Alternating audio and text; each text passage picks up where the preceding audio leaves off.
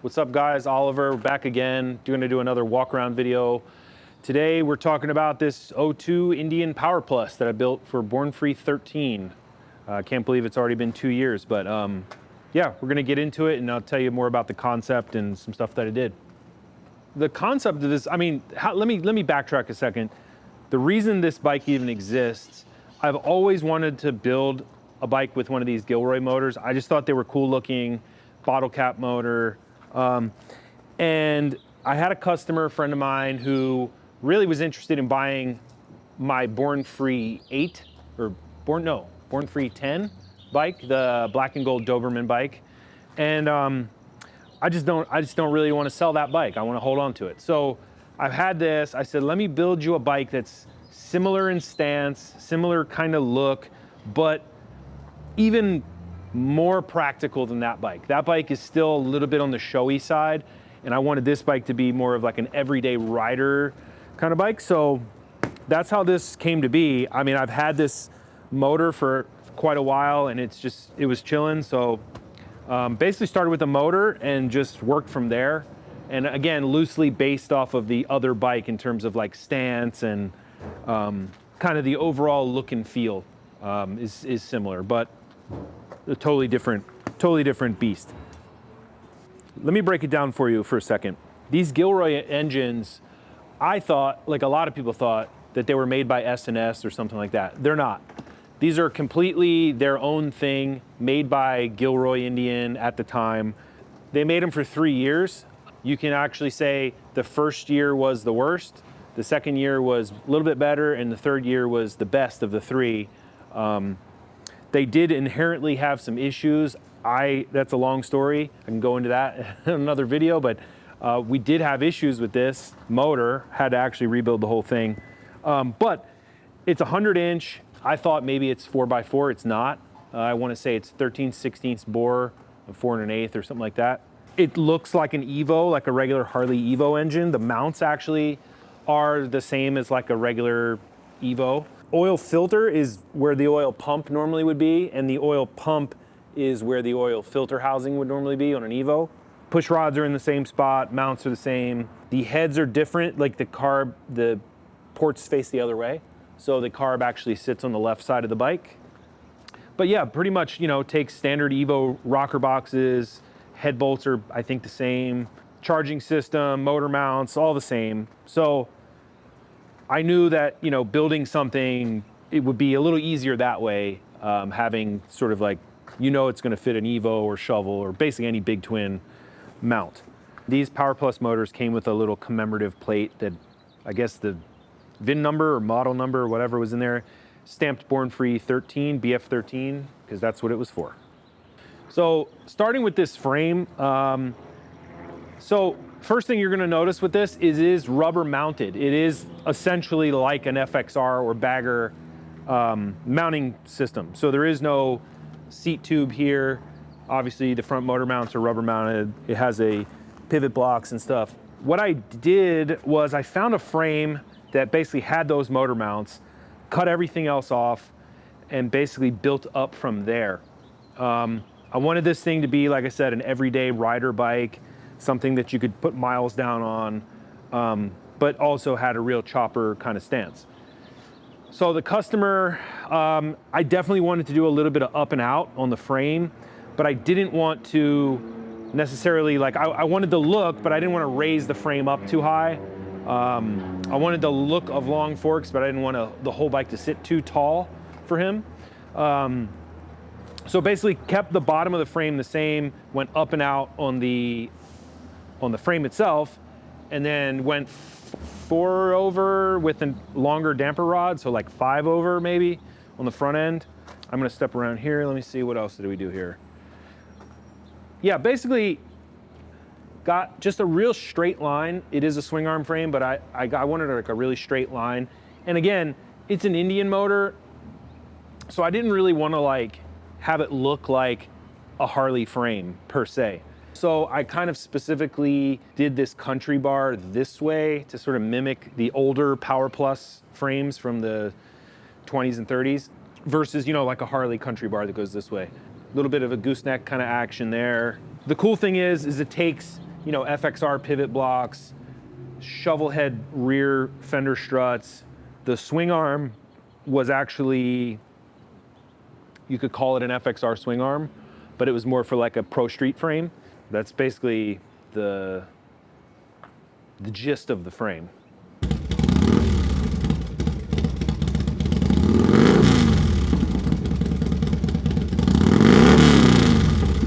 Something that I did on this bike that I'm proud of, or something, whatever, that's tricky, I made this pipe to resemble a thunder header because that's basically my favorite exhaust. So I made the head pipes from scratch. It's slip fit here. This muffler, basically, I think up to around here just this section, was from a Gilroy Indian from the time. I had this tapered section that I made. I made the tip, this reversion cone, and then this tip actually comes off and there's a baffle inside. It's not a thunder header, but kind of made the same way, but you know, essentially it's almost the same. The angles are slightly different, but I did sort of mimic that. It has that sound for sure that everybody loves, and the look. I just really wanted to kind of have like a factory look, like incorporated the Indian logo into it from the original pipe, and just kind of wanted like a factory custom look like I do on a lot of my bikes. I mean, there's other parts on this bike that are Indian branded parts from different eras, from, you know, 40s all the way up to current. So yeah, just kind of, I like incorporating that kind of factory touch into stuff. So I've got probably as much time in this tank as I do in any other part on the bike, but I started with, frankly, I don't remember what I started with, but probably like an FXR tank or something like that style, that shape tank. Basically cut the sides off, so used the silhouette. Again, I wanted this thing to sort of match the Doberman tank, which it was an FXR tank. So basically started with that, added a center section to get the overall shape that I wanted, made a recessed panel that's Frenched in here, made a filler. There's actually a sending unit for a gas gauge under this oil pressure gauge, and this is an old, I don't know who made this, but it's an Indian head logo from Ohio, because that's where my buddy who was gonna buy this bike is from, so I thought that was a cool touch. Dakota Digital, full speedo, tack, everything in here, again, Frenched in. All of that is fit inside of this, like actually old 47 Indian Cheif dash. This is one of those sandcast dashes. I welded up a bunch of the extra holes, opened up some holes, whatever, and, you know, again, Frenched it all in there. So, you know, all the wiring for this goes actually through the tank, into the backbone, through the backbone, into the Moto Gadget.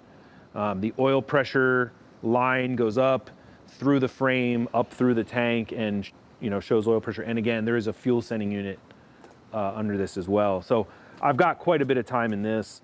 Scott Takes did the artwork on the tank, as well as the fender and some other stuff. So like I said, the engine has regular standard Evo motor mounts.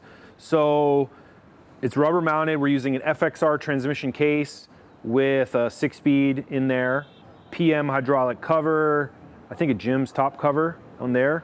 The oil tank is completely made from scratch. It's a wraparound battery on the inside.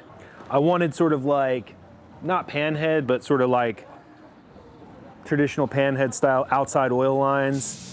So kind of made all the fittings and side fill and all that stuff. Bagger cleave blocks with passenger pegs, pretty straightforward there. So again, this bike was made to be a rider. I wanted to use FXR mid controls, something that was a sort of off the shelf piece that if you needed to replace something, you could. So not, you know, there's nothing that isn't replaceable, let's say. The brake pedal arm, I actually did custom modify, but a stock one would work. I did it just so it would sort of line up with this Indian ignition there. And let's see, custom pegs made custom for the Nology coil cover, custom top motor mount, custom Heim joint, custom top motor mount here. So on the front end, The main thing you're gonna notice, CCI, 19-inch front wheel, and these are older style Lindell rotors with custom cut centers. I've even got the CCI hubcaps behind. This is probably one of the only stock Harley parts on the bike are the fork legs. I did shave the fork mount, the brake mounts off, made custom mounts off of the fender tabs to run these PM calipers. This is a strong fender that I import from Japan and sell. I don't know who made this fork brace. It's maybe a no-name brace, I'm not sure. Diamond Lane did the coating on the fork tubes. Somewhere in my travels, I found this steering damper. It's adjustable here. I just thought these ribs in here match this nicely. Don't know what it's from, but whatever. 39mm Harley triple trees, heavily modified. I'm not gonna give up my source on this mini fairing, but it's heavily modified. And underneath of this is a brand new Indian FTR 1200 headlight, which I made a sort of inner bracket to hold it all in place. I actually found this really cool ride control knob off of it's an old Indian, but I believe it was made by Crocker. It was like a 1 or 2 year piece. I just thought it was cool. It doesn't actually function for anything other than the stem nut cover. These are Speed Merchant preload adjusters, custom anodized. I wanted to keep the riser and bar setup like very standard. So if the customer wanted to change the height or pull back on the different bars, it's not that big of a deal and they could do that. So standard, Drag Specialties risers, standard top clamp, Harley top clamp, milled out with a turquoise insert. PM contour controls, Arlen Ness mirrors. These are actually old, I wanna say 50s, 60s maybe, Indian grips. They have Indian branding on them. And this is a Ness starter button housing, and turn signals are in the bars, turn signal buttons.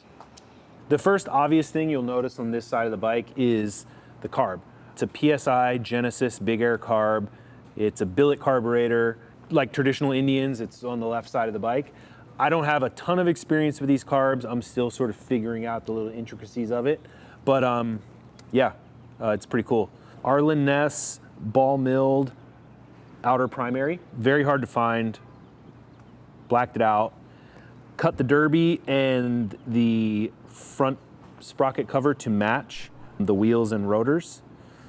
I kind of went crazy even with the detailing on the braided fuel hose to match some turquoise accents.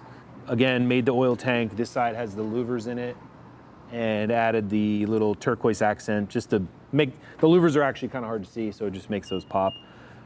We got a Jag oil cooler in the front. This is actually a cool little detail here.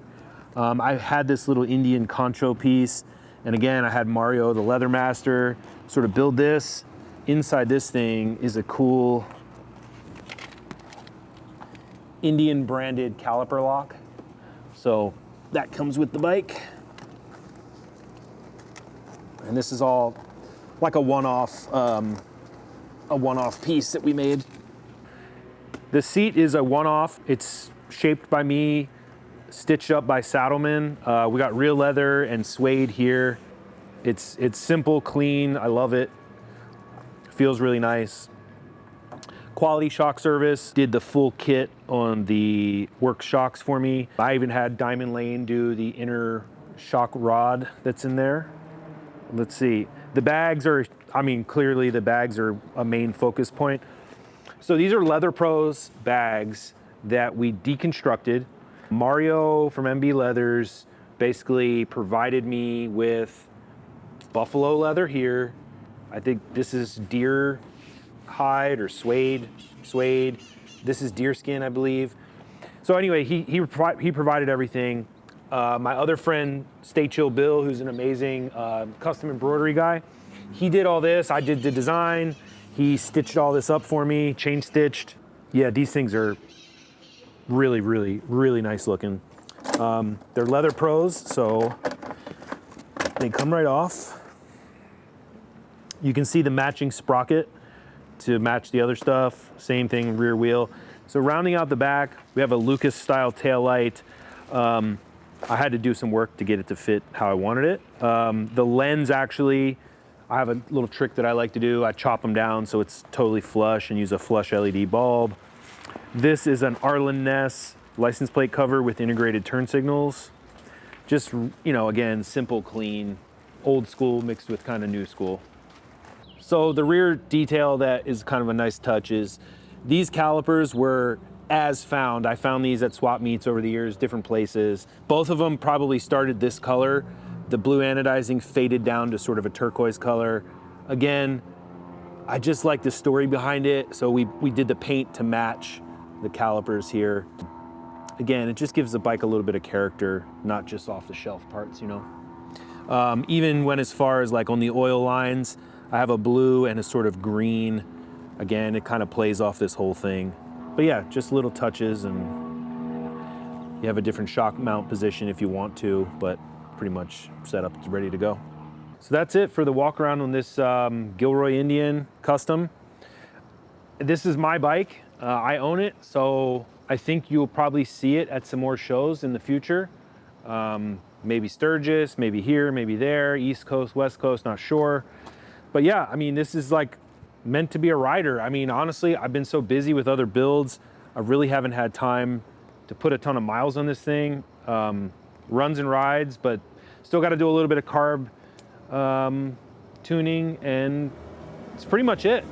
It's ready to go.